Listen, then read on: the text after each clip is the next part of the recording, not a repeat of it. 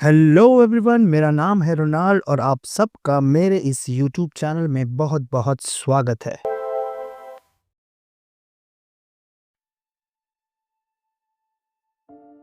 यह कहानी है आशीष नाम के एक लड़के की जो बचपन से ही बेहद गरीब था।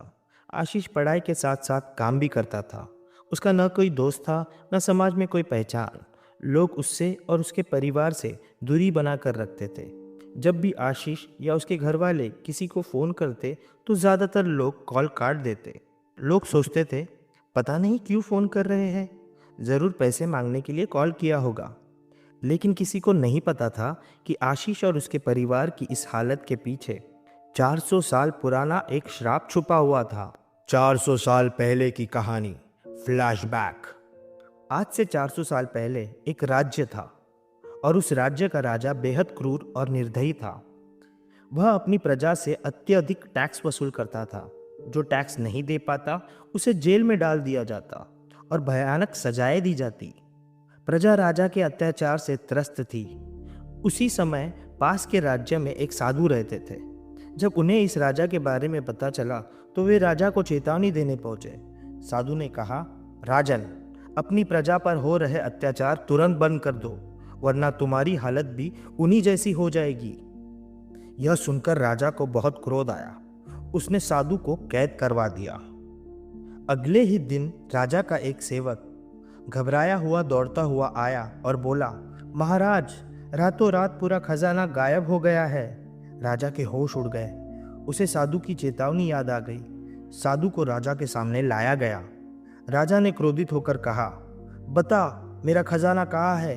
तूने ही बदला लेने के लिए सब गायब किया है। साधु मुस्कुराए और बोले, जो जैसा बोता है वैसा ही पल पाता है। राजा ने साधु को बेरहमी से कोड़े लगवाए, लेकिन साधु ने कुछ नहीं कहा। साधु को इतना मारा कि वो मरने की हालत पर पहुंच गया। मरते मरते साधु बोले, मैं तुम्हें और तुम्हारी आने वाली हर पीढ़ी को श्राप देता हूँ। तुम कभी सुखी नहीं रहोगे। तुम्हारे जीवन में हमेशा गरीबी रहेगी। यह सुनकर राजा घबरा गया और उसकी आंखें खुल गई। उसने अपनी गलती स्वीकार कर ली और साधु से क्षमा मांगी। साधु बोले, अच्छा है तुमने अपनी गलती स्वीकार कर ली, पर मैं अपना श्राप वापस नहीं ले सकता, लेकिन एक आशीर्वाद ज़रूर देता हूँ। तुम्हारे ही वंश में एक दिन ऐसा सच्चा इंसान जन्म लेगा जो इस श्राप को समाप्त करेगा।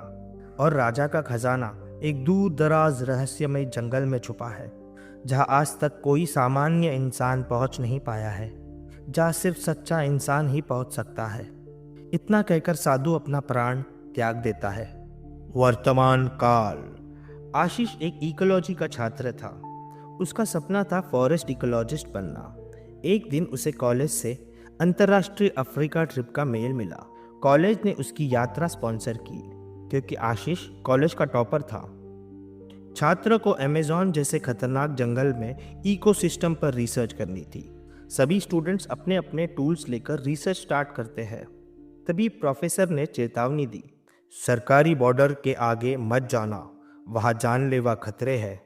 लेकिन खोज की ललक में आशीष अनजाने में डेंजर जोन पार कर गया। डेंजर जोन पार करने के बाद आशीष के साथ क्या होने वाला है? क्या आशीष इस जंगल से जिंदा बाहर आ पाएगा? ये तो बस शुरुआत है। असली कहानी अब शुरू होने वाली है। क्या आशीष बदलेगा अपनी किस्मत या अमेज़न का जंगल उसे निगल जाएगा? जानने के लिए हमारे साथ अभी जुड़े। Part 2 coming soon. उम्मीद करते हैं आपको आज की वीडियो पसंद आई हो। अगर पसंद आई हो तो वीडियो को लाइक करके चैनल को सब्सक्राइब करके बेल आइकन दबाना ना भूलिएगा, ताकि ऐसी ही इंटरेस्टिंग कहानियाँ आपको मिलती रहे। मिलते हैं अगले किसी इंटरेस्टिंग कहानी के साथ। तब तक के लिए बाय बाय।